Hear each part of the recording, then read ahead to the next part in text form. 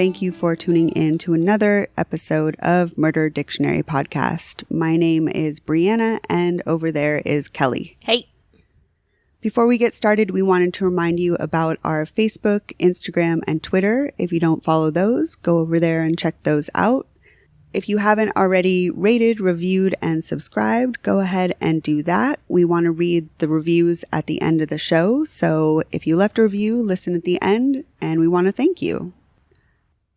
The description and show notes will have links for my research materials for the episode, as well as resources for victims if you need information about suicide hotlines, domestic violence, CPS, any mental health resources. We have links in the show notes. And I think we're just going to move it right along and get into the story. Cool. Cool? What letter are we on? We're on P for Patricide, a very special Father's Day episode. It's our daddy issues special. So for the daddies, we're skipping over O because fuck O, it's not a daddy. Straight to P. And we're going right to P. Cool? Cool. We covered a little bit of the stats and psychology when we did our matricide episode, but I still found some more juicy little tidbits. Cool. So I'm going to run through some statistics and information about patricide. First of all, like we discussed on matricide, parricide is the word for killing one's parent. And parricide is divided into two types. Patricide, what we're doing today, is the killing of your father, while matricide, what we did a few weeks ago, is the killing of one's mother. Of an annual homicide rate of over 20,000 murders in the U.S., approximately 2% are parricides. This makes parricide really difficult to study, apparently, because the percentages are so low. It's just a small group of people that it's really difficult to do studies on parricide, which is interesting to me. Thank God. I know, right? You wouldn't want it to be more. It's a fucking epidemic. 85% of parricides are committed by sons. Of the 15% that are committed by daughters, an even smaller percentage is committed by girls under 18 years old. Patricide is twice as common as matricide in the U.S. The father being the victim of a son is most prevalent in parental homicides. A male child that kills a male parent is the most common form of parricide. That's some murder FUBU shit. Adults are less likely to use firearms during parricide, which I thought was interesting, with guns as the murder weapon 57% of the time. But if we're talking about killer kids, adolescents have a gun rate of 80% in parricides. Oh, shit. Yeah. It probably gives them some sort of extra power because other weapons, you have to be stronger. You know what I mean? It kind of makes sense to me. You have to, and they're closer. It's more intimate and stuff like that. Yeah. At least you have a little bit of a safety cushion with not needing to be strong and a little bit more distance if you use a gun. Yeah. And you know what sucks is they didn't buy that gun.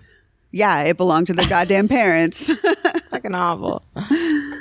Lock yo guns. Seriously.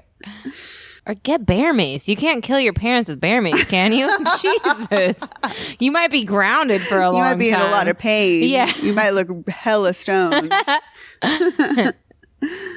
Homicides committed by a victim's own children are on the rise, up from 9.7% of all family homicides in 1980 to approximately 13% in 2008, making parricide the fastest growing type of familial homicide. A patricide study in Canada found that approximately 15% of parricide perpetrators attempted suicide following the murder. Oh, that's sad. Yeah, I know. I'm just assuming they hate themselves. I'm just going to take that out. It's too sad. Your face. Is it really? I'm like, that's just No, sad. it's fine. It made me bummed out too. That's terrible. Because you just imagine they had like a bad home. Exactly. Or their life was just not. You can see that there's a correlation. Yeah. Yeah. You think about how many abuse and yeah. I wonder how many of those. It sucks to say how many of those cases I would be like, I'm on the kid's side. And not that I ever justify killing. I don't. But Well, that's what's going to happen tonight, bro. I promise you that. The next one, I found a study that was based out of England, and I wrote "whoa" in all caps like a D-bag. It's so stupid. You were excited. I was. I like math sometimes. In England, there are approximately 20 cases of parricide a year, split almost evenly between patricide and matricide. In the U.S., the estimate is approximately 400 parricides per year. That's a lot. And much higher on the patricide side than killing a mother. Yes, that is a lot. But I know that their population was in the 50 million range.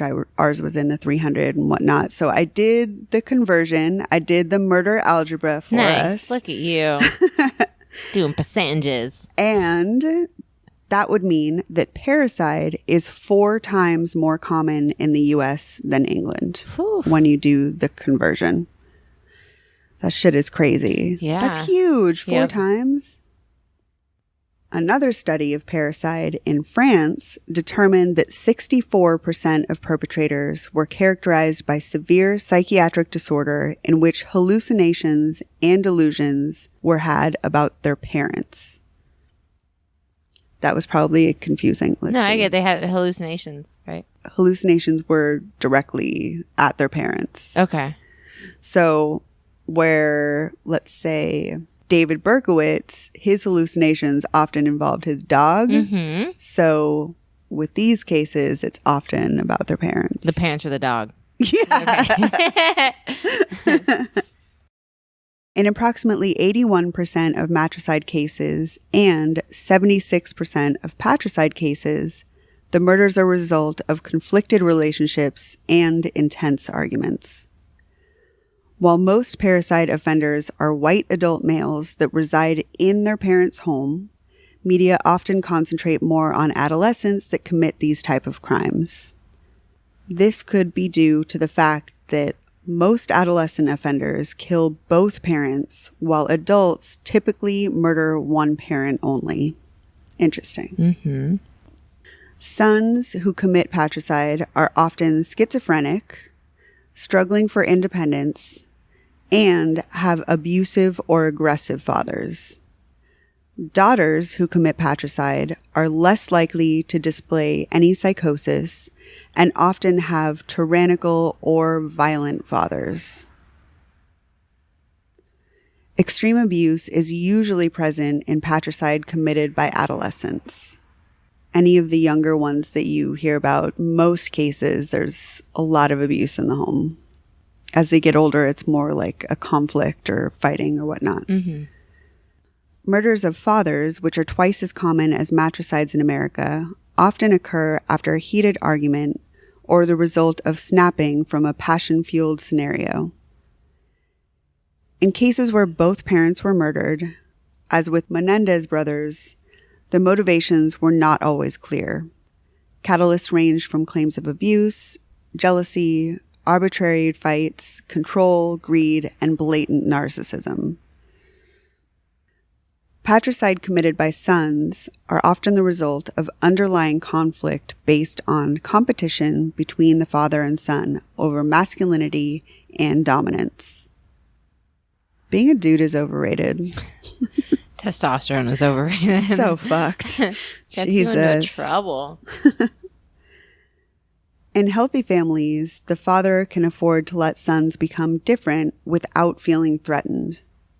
While in patricidal families, a lasting crisis exists between fathers and sons. The perpetrator of parricide often acts out their parents' motivations, which is what happens in the case that we're going to cover tonight. Murders that kill their parents for money often have families that prioritize wealth over love. Murderers who kill their abusers often take action because they know another abuse victim desperately desires to escape. So we saw this in the case of the Menendez brothers or the Newell brothers from our Inheritance episode. Oh, yeah. You could see that they had grown up in a household where money was the biggest thing, you know. And then you can see often with murders resulting from abusive households, it's the mother or the other siblings that are also victimized. And the murderer is just kind of acting out what they know is what everybody else wants, kind of. Yeah, like a protector. Exactly. They're just taking action on behalf of everybody else. Once you get pushed to a point, especially I'm more in the abusing situations. Obviously the abusive ones, it's hard to not side with people. I know. And just be like, oh, well, he's just protecting. And I have a lot of compassion for that. It's just, don't beat your kids. Don't do it. With all that said, let's get into our case for tonight. Cool? Cool. So this is the case of Bresha Meadows. Brandy and Jonathan Meadows met as teenagers in Ohio. The pair were young and in love and decided to get married. Don't get married as a teenager. That's crazy. Unless you want to fuck. You could fucking not be married. No, but like some Call me old fashioned. No, old fashioned would be fucking. I'm just kidding. I was like, no, because there's a lot of people that have to, you know what I mean? Their family's like, no, you got to be married until you fuck. Thank God times have changed. Oh, man. Your pussy's real grateful for that change. Seriously, yeah. Brandy says they had fun together at first because they were young and carefree. Over the years, their relationship deteriorated, and Jonathan began getting violent with his wife. They had 3 children named Brianna, Jonathan Jr., and Bresha. Ah, Brianna, what's your name? Hey, it's me. It's your name. But the added pressure of raising kids put more strain on their marriage. Brandy's family called Jonathan a domestic tyrant. They described him as domineering, violent, and cruel. I wonder if he put that on his Tinder bio. Jonathan's nephew, Javon Meadows Harris, came to live with the family for a few years and experienced the abuse firsthand. Javon would often witness his uncle getting violent with his wife. He even recalls an incident where he saw Jonathan beat Brandy until she fell down, while she was still holding their youngest daughter, Bresha. Javon said that during the attack, Brandy had to curl her body over baby Bresha to protect her from getting hurt by Jonathan. No. Yeah. They need to make those, say you get in trouble for domestic violence, electric shock collars that are required by the state, like alcohol, anklet things, whatever the fuck. Mm-hmm. So once you get in trouble for one domestic violence, you just have a button. So if he comes at you, you just... You just shock him. Yeah, until he's done. Until he's subdued. It should work, right? And it's not just for guys, but... No, it's just for guys. No, it's just for guys? Okay. Fuck it. Unless they like it. You know, if someone has an electro fetish, that would work in the opposite. Then you make it a cock ring. Exactly. It's attached to a butt plug. Get that lock-in going. God, that would be in the daddy episode. The electro fetish? Yeah, and with the probe. The cock ring attached to the butt plug probe. cock ring attachment? Yeah. Daddies love it, I can tell you. Daddy's wearing collars, Perfect. Javon also says that he too was abused by his uncle while living with the family. He said, "God forbid I told the teacher, my uncle would probably kill me." Eventually, Javon did confide in a social worker about the beatings, but no action was taken to remove the abuser from the house. Javon feels like the social worker did not believe him. You had one job. Right? One job. That is your job. Protect the kids. God damn it. What? Fuck. It drives me crazy to hear that. Absolutely fucking insane. Yeah. That's really all your job is. There's no, anything else. Just make sure the kids are safe. What a fucking failure. Yeah. As the violence progressed, Jonathan put more restrictions on Brandy and isolated her from her loved ones. Jonathan began to punch or strangle her more often, and even escalated to using weapons like knives during his assaults. Brandy always kept the abuse a secret and hid her injuries, But as the frequency and severity increased, it became harder to keep the abuse from her family. Seeing Brandy's family as a threat, Jonathan eventually demanded that she stop seeing them altogether, and Brandy became estranged from her family.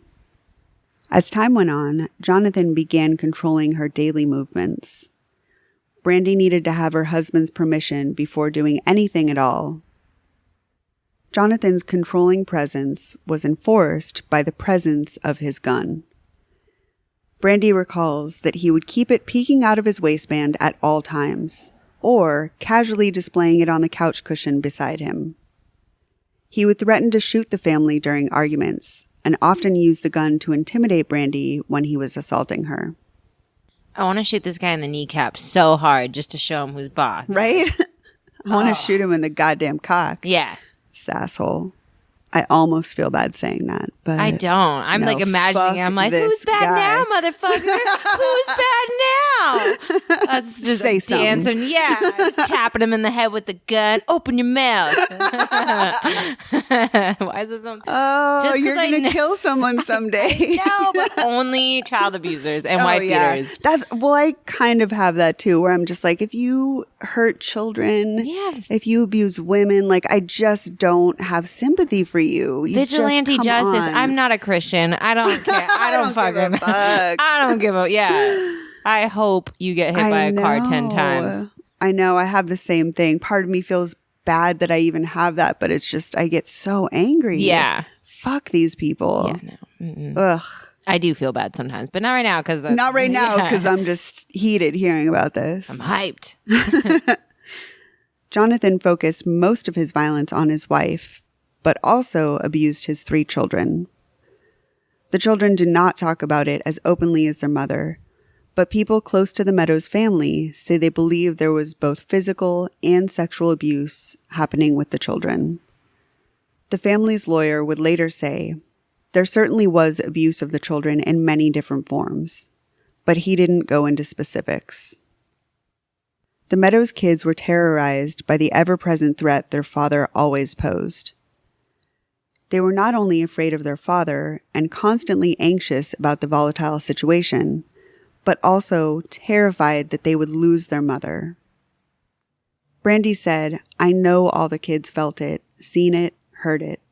It was horrible in this house. Each child had their own way of coping with the abuse, and the youngest daughter, Bresha, or Breezy as her friends called her, used to deal with it by isolating. Bresha spent most of her time alone in her bedroom with the door closed. She was an avid reader who enjoyed learning and had dreams of going to college so she could become a veterinarian. The pictures of Bresha are so cute. She looks so studious, and she is someone that kind of looks young for her age. Mm-hmm. She's just a very sweet looking girl. How old is she? 14. Okay. Yeah. Breezy. Yeah, she definitely just loved to learn. She was great at school, really dedicated, just focused on kind of getting out of the house through her education, you know? Bresha was also very active and loved exercise. She liked to dance, and she would often live stream while dancing in her bedroom. Her best friend was named Sequoia, but she had very few other friends because she had so much trouble trusting people. Sequoia said Bresha struggled with her mental health and recalls that her depression, quote, settled in like a dark fog. Bresha was doing best to excel in school, but her volatile home life was always taking a toll on her. Her mother, Brandy, approximates that she was taken to the hospital 20 times over the years. Her daughter, Brianna, described the home as a nightmare and said no one really knew what was happening in this house. He had us all trained so well. Police records do show that officers were called to their home after reports that Jonathan had tried to kill Brandy and their 3 kids. Charges of domestic violence were brought against Jonathan, but were later dropped by Brandy, so he was never convicted. Another thing that drives me crazy. I feel bad. I don't want to blame the victim because she's being abused, but you have to press charges. Yeah. Fuck. I guess you just think you're going to end up with them. Yeah. I can understand why it happens, but oh my God. To do it. Yeah. It's just so sad when you hear that. Every time you hear a story like this where someone gets murdered, no matter what direction that goes in, there was always an instance where a person didn't press charges. Like it didn't have to get to that point, you know? And it's just so sad that it escalated. O.J. Simpson. Right? Just like so many. I mean, that's a great example. It's true. Every time when there's domestic violence and there ends up being murder, there's always something on the records, but nobody got charged. It's fucked up. Or when people end up murdering, it's like, well, they burglarized and did all this, like 14 other different crimes. But those are nonviolent. Yeah. It's just like, come on, man. Still nonviolent. Beating your wife is nonviolent. Crazy. In 2011, when the youngest daughter, Bresha, was 9, Brandy packed up the kids and left her husband. She took the children to her mother's home in Parma, Ohio. Brandy filed a police report and obtained a domestic violence protection order, telling the authorities that she was afraid for her life. Go Brandy. Right? Brandy's statement reads, "In our 17 years of marriage, he has cut me, broke my ribs, fingers, the blood vessels in my hand, my mouth, blackened my eyes, and I believe my nose was broken. If he finds us, I am 100% sure he will kill me and the children." In the summer of 2011, they stayed with Brandy's mother. She reunited with her 12 siblings, and the kids were finally able to play with their cousins, who they had never met before. Jonathan had not allowed Brandy or the kids to see Brandy's family for many years, and Brandy took this summer as an opportunity to repair her family relationships.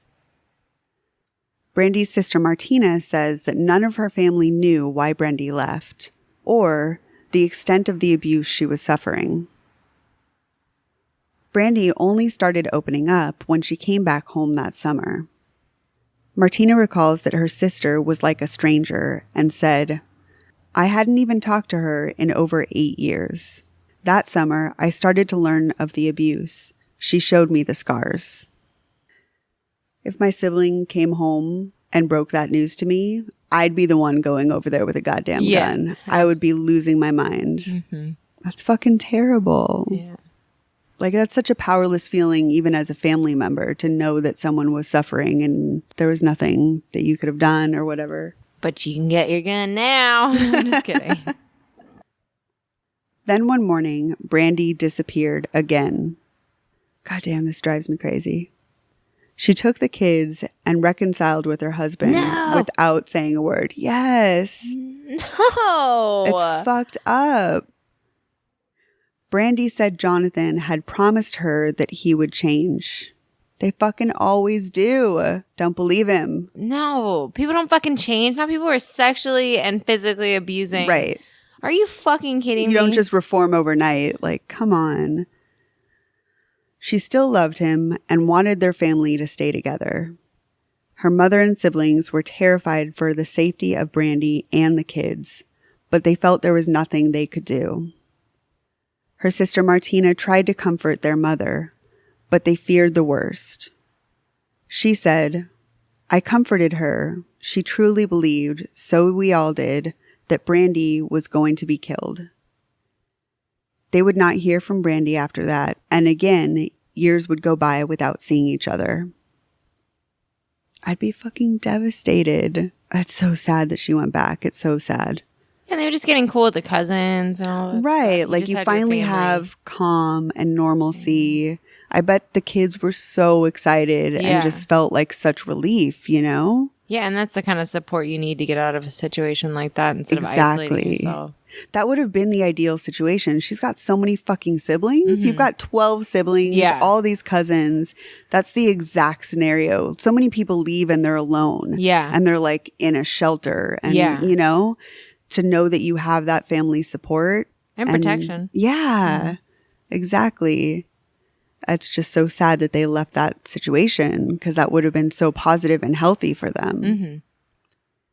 When Brandy and the kids returned, Jonathan quickly returned to his abusive behavior. Now that Brandy had left him once, he became even more controlling. Leaving a second time felt impossible to Brandy. Jonathan took control of the family finances and got a new job working for the same company as Brandy, so he could keep an eye on her during the day. What an awful piece of shit. Yeah, that's... Who the fuck does that? An abusive... Sorry, I'm asking stupid questions. No, it's not. It's just I'm trying to like banter in between, but I know that every time I open my mouth, I'm just like, what the fuck? No, I don't even make have anything sense. good to say. No, it's just I'm mind just so baffling. furious. Fuck. Really? Yeah, I want to say really like the whole time. Yeah, like that's like my only input in this entire story. serious? Is like, what the fuck? Nuh-uh. Stop playing. Quit playing, yeah. You Fuck. lying. This whole thing is just like so much. Jesus. It's a lot, yeah. Like I already know what's going to happen, but Yeah. still. Yep. It's tough. Brandy says she even had to ask her husband for permission to use the bathroom. Hey, baby, I gotta go take a shit. Is that cool? Yay or nay? Ew. I would just make it a Yeah, baby, that's cool. That's cool. Door open or close? So gnarly. She says I was in a box, and if I stepped out of that box, he was right there to put me back in. I got to the point that I hated him. Now you're at the point in the Right, box? like that was the one. It's said- the pooping, really. She mentioned broken nose, Right. cracked rib, or bruises, cuts. All of the injuries, but it's really But now, this. yeah. Fuck. Abuse is a motherfucker. Seriously. Brandy says the children had a hard time with their parents' reconciliation. She recalls that Bresha repeatedly begged her to leave. Bresha was convinced that her father was going to kill her mom. Brandy says, I would tell her, you only have a few more years and you'll be going off to college. Don't worry about it. Mommy can handle daddy. Wow, she said suck it up. Right? Suck it up before college. What the fuck? Wow. I know. Oh, shit. Mommy can't handle... No, not at all. Bitch, we're back in the same house. Yeah, what are you this is talking bad. about? Oh, I'm sorry. I'm not to victim blame, but damn. No, I know. Your kid's asking you to leave. Like, what kind of duty as a parent? Like, Yeah, I know. Bad parenting just in general gets just so far under my skin. you're being selfish. Like, obviously, the D or whatever your love or whatever the fuck. There's no D worth that many broken bones. No love worth that. Even then, no there's just love. nothing Like, worth it. That's nothing. fucked up. Nothing for your children, for you, like your own physical and mental, like health, like. But that cycle of abuse is just so fucking strong that this is the scenario that happens over and over again with so many families. This is not like an outlier. This is not uncommon. Yeah. This is the same story that so many households have. All the time. Same it's story. just so devastating. There's so many people that are going through this right fucking now. Yeah. If you're thinking of falling in love, just go get some heroin. It's way healthier. I'm just kidding. Don't get heroin. Don't do that as a disclaimer. Bresha returned to her familiar coping mechanism of isolating in her bedroom. Brandy says she used to hide up there. She did not want to be around him. Her best friend Sequoia says that Bresha always felt trapped and alone. Bresha began cutting herself soon after returning home. Typically, she was a bright and dedicated student, but she began cutting classes and running away from home. At 13, Bresha ran away again and hid in an abandoned building. She was so scared of her father coming after her that once she took shelter in the building, she accidentally wet her pants. That made me so sad. Yeah, this is making me real sad. It's okay. I'm sorry. All right, let's get through it. Whew. I know, just Couple deep of breaths. breaths. This is so Back to Lamaze class. Whew. devastating, Lamaze. Tragedy, Lamaze. Yeah. Bresha decided to call and ask for help from her Aunt Martina, whom she hadn't seen since her parents had reconciled a few years earlier. She went to her aunt's house in Cleveland and told her about the extent of the abuse in their home. Bresha described the beatings her mother endured, and she told Martina about the gun and her father's threats to kill the entire family. She was desperate to escape her father's abuse and begged not to be sent home. Bresha told her aunt that she would rather kill herself than go back to living with her dad. This poor girl. Yeah. I feel so bad for her situation. The local police department and Child Protective Services were both notified, but they did little to help. Oh my God. Again, just this fucking pattern all the time. Tim Schaffner, the executive director at the local Children's Services Department, said that because of the confidentiality policies, he could neither confirm nor deny that an investigation was opened into Bresha's case. The abuse reports in the Meadows family fell through the cracks, and the system failed Bresha. She was returned home and sunk into a deep depression. Oh my God. Oh my God. I know. What about the aunt? Couldn't the aunt just came and be like, That's what I thought too. But I mean, she tried. I understand she was trying to help to the best of her ability. She tried to get certain agencies involved. She tried to get help from outside the family. But at the end of the day, I would assume she would have to get into a legal battle to get custody. That's what I would think. So I don't know what was standing in the way of doing that. But there must have been something. She seemed like she really genuinely wanted to help. Weed conviction. Priors. Actually, the interesting thing is that she ended up becoming, I can't remember what it was, like a detective in the domestic violence unit or something to that effect. Like because of this happening within her family, she decided to make it her career to help abuse victims. I really wish that I remembered her title. Well, she obviously sucks at it. I'm just kidding. I'm just kidding. That was a great performance review, Kelly. Your first try, nothing happened. So yeah, I'm sure also there's just got to be a lot of regret at play for this. It's just like, she knew that maybe she could have done things differently or whatnot. So I'm being a real dick. No, I get it. It's kind of like, okay, that didn't work out well. You're going to make it a career. Right? I don't know, but something stuck with her where she wanted to make changes for people, She was affected. Bresha had given up hope that anyone would help her and her family. She also lost faith that this situation would ever get better. Believing there was no end in sight, Bresha decided to take matters into her own hands. 2 months after her most recent attempt at running away, Bresha finally snapped. On the evening of July 27, 2016, the whole Meadows family had gone to sleep like any other night. Brandy and the kids were in their bedrooms, while Jonathan had fallen asleep on the couch. At 4 a.m., Bresha came to the living room where her father was sleeping. Jonathan's gun was on the seat next to him. She picked it up, aimed it at her father, and shot him in the head. I know she's a murderer, but I really want to give her like a slow clap standing ovation right now. Because fuck. Yeah, fuck that guy. I get it. It's a murder, but Jesus Christ. Yeah. He's an abusive piece of shit that would have ended up killing one of them. Yeah, or one of them would have. Right. Like this would have ended up in murder no matter what. And it's better for the abuser to be the victim. I know that's a dick move, but that's my stance. No, to let the dick out further. I wish you would have shot him in the kneecap or the balls prior. Just waited for a little while. Looked at her, eye contact, so he knew exactly. And then yeah, there's a possibility he had no idea. He had no idea, but eye contact with her, and he's like, "Oh, I know why." And then boom, damn.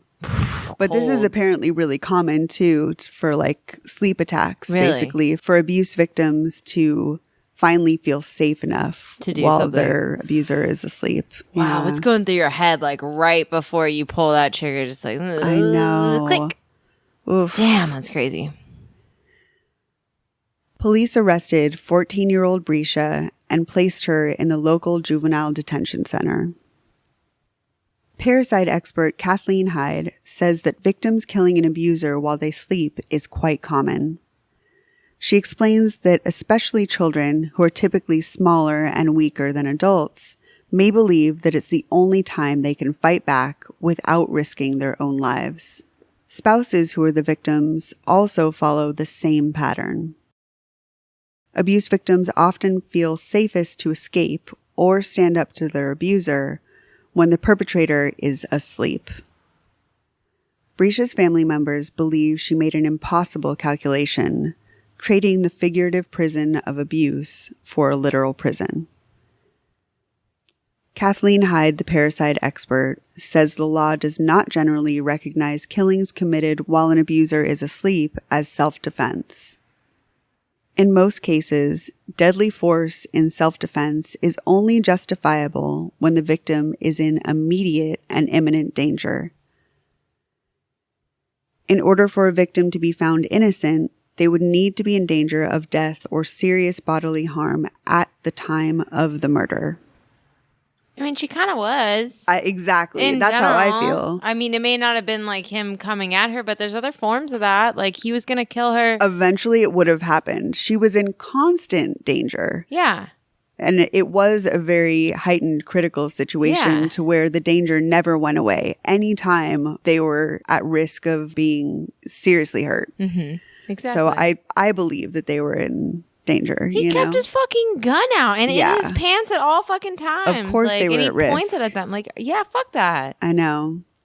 But it's just really common that it's not seen that way. I think the law just hasn't caught up, Yeah, I mean, well, it's hard to differentiate. Like, I mean, I understand why that is, but on both sides. Like, I understand why, but I also understand, the psychology of what they're emotionally going through. Yeah. It is difficult to prove that their life is in danger while the murder victim is asleep. Kathleen Hyde says, when children kill in non-confrontational situations, they are typically charged with murder or manslaughter, transferred to an adult court where they face stiff penalties, and spend decades behind bars. Even when the situation is marked by severe abuse, they rarely walk. However, Jonathan's family members deny that he was ever abusive at all. No. Yup. Wait, that's his family, not the family. I would never, even if it was, my own siblings, I would never just stand up. If you're an abusive piece of shit, that's who you are. Like, I'm not going to say that you weren't. Yeah, I mean, unless he wasn't abusive to them. I know that there's probably a possibility that they never saw it. Okay. But you just can't argue with the police reports. You can't argue with the cousin that lived in the house. You can't argue with the fact that you can see scars on Brandy. Like, there's just there's so much evidence saying that it was actually an abusive household. Yeah. I know you want to be loyal and stand by your people, but Jesus. But sit the fuck down. Yeah. His sister Lena believes that the domestic violence claims are being fabricated to help Bresha's defense. Lena says Bresha ran away from home because she was doing things that a 14-year-old should not be doing. She's not a hero. She's a murderer. She killed my brother. This was cold and calculated. He was killed in his sleep, and the family is doing everything they can to discredit my brother, and it's not fair. I still love my niece, but it is not normal for a child to kill her father. Huh. It is normal when the father's gonna kill someone in the house. Yeah, what the fuck? And did they know about the mom leaving They had to have known because they were gone for a little while. They were gone for an entire summer. Yeah, so what the fuck are you talking about? Yeah, I mean, I think that this was a case where they didn't know the full extent of what was going on. Obviously, in so many abusive situations, there's a ton of secrecy. Like, I get that. I know that great measure was taken to keep this a secret. But once so many facts come up afterwards, you got to kind of admit to yourself that maybe this person that's in your family is really this monster. Yeah. And that's hard. That's hard to accept. I know that you want to fight because it's your family, but I don't know. Just listen to all the facts first. Right. It's hard. I know they're in an impossible situation. Yeah.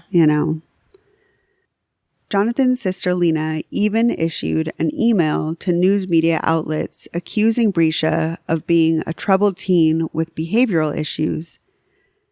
Lena also questioned why Brandy would even stay with Jonathan if he truly was abusive. Victim blaming. That's a big problem to me. In Lena's opinion, the fact that Brandy and the older children stayed when they could have left was proof that Jonathan was not abusive. So this is a person that just doesn't understand abuse, Stupid. like has no fucking clue. Or is just, denial or, Lena asserts that since Bresha seemed to be the only one in the house who kept leaving home and having disciplinary issues, then that meant that she was fabricating the abuse allegations. Jonathan's brother James also didn't believe his brother was abusive towards his family. James said, "No, this had nothing to do with abuse. He drank a little bit. He had the way he did things, but my brother wouldn't abuse his family." In July 2014, Bresha was charged with murder. In Ohio, a child who is 14 or older who commits a felony can be tried as an adult in criminal court. If found guilty as an adult in Ohio, a 14-year-old can be sentenced to life in prison. No. I know.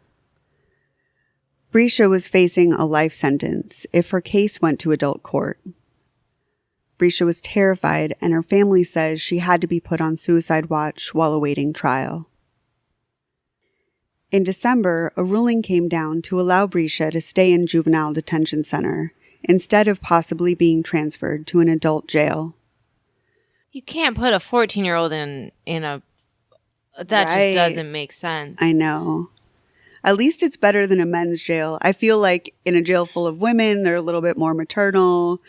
Maybe that's sexist, but I feel like it's a little bit safer. Am I tripping? You might be tripping. I feel like people are getting raped with broomsticks and stuff. No, I swear, no. I don't know. Yeah, no. I feel like there would be a lot of people that would just be protective of her. Yeah, people would definitely, instead of having that whole alpha type thing where you're fighting with everyone, which I guess you are, but there's going to be that one person, I'm sure, that'll I feel like there's a higher probability of people standing up, We're probably being sexist, honestly. We're being so sexist. I think that the part of me that's saying that is just so trying to be hopeful. Yeah. I don't know. In December, her lawyer, Ian Friedman, announced that her case would remain in juvenile court and Bresha would not be tried as an adult. Thank God. Woo. This is the part where the story starts looking up. This was a huge relief to her family because even if a juvenile is convicted, they can only remain incarcerated until the age of 21. This decision meant that even if Bresha was found guilty and sentenced to the maximum allowable time, she would still be released while she is young and able to have a normal life. Back at home, the Meadows family was still reeling from having two family members ripped away from them so suddenly. Siblings are not permitted to visit the juvenile detention center, only parents and grandparents. So Brianna and Jonathan had not seen their sister since the night of the murder. Her sister Brianna said, "I feel like I don't have the other half of me. When something goes wrong, my sister was always the person I talked to, and now I can't." I didn't say that. There's 3 words in the mouth. This is such a corny joke. I like that you laugh at my corny jokes. Her mother, Brandy, is overwhelmed with guilt about the impossible situation she kept her children in. The family has begun seeking help from a therapist to process the difficult situation. Brandy says she is not angry that her daughter killed her husband. She sees Bresha as her hero, but wishes the situation never had to come to that point. Brandy said, "I'm so sorry she had to go through this. She is my hero. She helped me. She helped all of us so we could have a better life. I don't want her to lose herself because of what this man did to us. I don't ever want her to give up on her dreams." Brandy says she feels free for the first time in decades, but now her daughter is gone. She wishes that she could be in prison instead of her daughter. Brandy says, I blame myself. When I left, I should never have come back. Then my daughter wouldn't be in jail. In January, Bresha's lawyer requested the judge to allow her to be transferred to an adolescent treatment facility for mental health evaluation and treatment. The jail that Bresha had been at since her arrest offered no mental health program. The judge approved the request with the stipulation that the family be responsible for paying the cost of the treatment program. While Brandy was optimistic that the treatment center will be an improvement over juvenile detention, she was now stressed about covering the cost of the facility, especially on the single parent's income. The family set up a GoFundMe to help with the expenses. Bresha was moved a few weeks later, and her trial date was set for May 22nd. Once she began receiving mental health treatment, Bresha was diagnosed with PTSD, generalized anxiety, and major depression. Ideally, Bresha would spend as little time in a juvenile facility as possible. Aaron Davies, the executive director of the youth advocacy group, the Juvenile Justice Coalition, spoke out against the possibility of giving Bresha the maximum allowable sentence. Minors who serve time in juvenile detention centers are more prone to substance abuse issues as adults, less likely to complete their education, and have trouble forming stable families of their own. Because you're institutionalized since you were a kid. Yeah. I wonder why. Of course. People are smoking crack around you and you've never seen crack. Fuck. Ridiculous. Of course it's going to fuck you up. Yeah. Aaron Davies said, anytime a young person is in a locked facility instead of at home or in the community, it has negative effects. You're away from your support systems, you're away from normalcy, your school is disrupted, your social connections are disrupted, and all the positive things in your life are disrupted. But your body's on point because you're just working out all the time, right? Abs. So in shape. Yeah. There was also concern that as an African American, she would face racial bias in both the verdict and sentencing. In the American juvenile system, like the adult system, there is a great disparity between arrests and penalties for white offenders versus black offenders. Where Bresha lives in Ohio, 17% of the state's juvenile population are black. However, 60% of the inmates in juvenile prison system are black. That's fucking huge. Ugh. Aaron Davies said it's probable that she will still face racial bias in the court system. Nationally, black youth are overrepresented at every step of the juvenile justice system. Compared to their white counterparts, they are twice as likely to be arrested, more likely to be held in pretrial detention, sent to youth prisons, and transferred to the adult court system. Bresha's defense team had sought out a plea deal, but the prosecution was hesitant to reach an agreement because Jonathan's siblings were still maintaining their assertion that he had never abused the family. They still believed that the allegations were all a tactic to justify Bresha's actions and create a defense argument. His sister Lena said, "It is a plot and my family is not agreeing to a plea deal because we know the only way the truth will come out is if it goes to trial." By the time the trial date arrived on May 22nd, Jonathan's family had warmed up to the idea of accepting a plea deal. Bresha was originally charged with aggravated murder, but the charge was dropped to involuntary manslaughter. In accordance with the deal, Bresha Meadows entered a plea of true, which is the equivalent of guilty in the juvenile court system. That's a thing I didn't know. True. Yeah. This is something that made me want to look more into the juvenile system because I know, some things about the adult system because it's just far more common. But just seeing that there was this difference was like, oh, I don't really know much about the juvenile system. Yeah. There's just one little fact that was like, oh, True. Just possibly. Can I think about it and get back to you? Maybe. She was sentenced to a year in juvenile detention, 6 additional months in a private mental health facility, and 2 years probation. Whoa, she got a year and that's it? Yeah.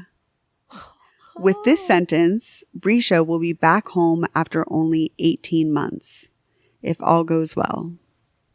Bresha's record would be sealed after 3 years and expunged after 5. So she has a better chance of living a normal life. Yes. There's actual dancing going on. You guys can't see it because it's audio, but there's dancing. Twerk, twerk, twerk.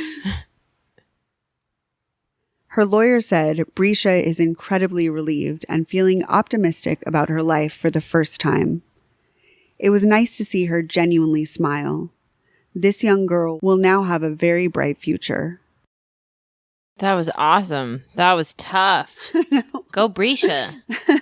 I always do that thing where I kind of want to represent a little bit of everybody when I look for the stories. So I try and not only focus on straight white males, you know, even though that makes up a large portion of murders, I really, really want to tell these kind of stories. And this was really recent. So this was last summer in May. This was in May of 2017. So last month. Yeah. Oh, wow. Yeah.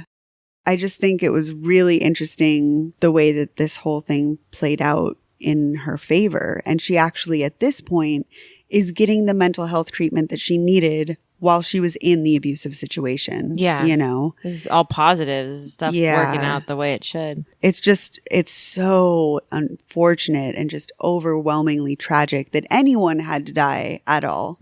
But finally, this family is kind of getting some peace and some closure. And, you know, it definitely would have been a lot worse if she had been sentenced to just as an adult to life in prison. To life. And then you're in an adult prison at the age of 14. Right. That's just a completely another life. Escape her abuser, she just loses her entire life. Yes, I know. Wow, think about the people that do get sent, because we thought it was going to go the way of because that's so common. That does happen. Ugh. And this has just that little bit of hope at the end, but also or I know in the back of my head that this is a story that's common, that so many children are in this situation. So clap for Ohio and Bresha. Right? Yay. Is it my favorite time? It is your favorite time. It's time for reviews. Jerk off time. Just kidding. I'll just sit over in here in the corner and masturbation station. Our first review for tonight is from Jillian, who says this is a great format. We are funny and informative, and that we cover cases that haven't been heard before. Thank you so much, Jillian. That's really sweet. And the next one is from one of those unpronounceable names, so I'm going to spell it. Jillian. No, I'm just kidding. Jane Doe. So difficult. It's Ksthlly. Kshli. Kastali? Kshli. Kachoo.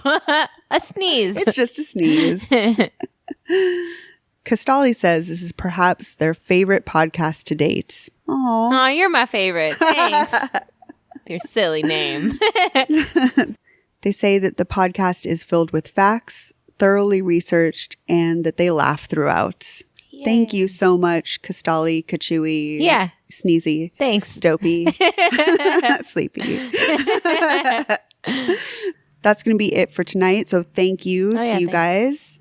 If you haven't already subscribed, go ahead and subscribe. And if you haven't left a review, go ahead and leave a review. And we would love to shout you out and say thank you on the next episode.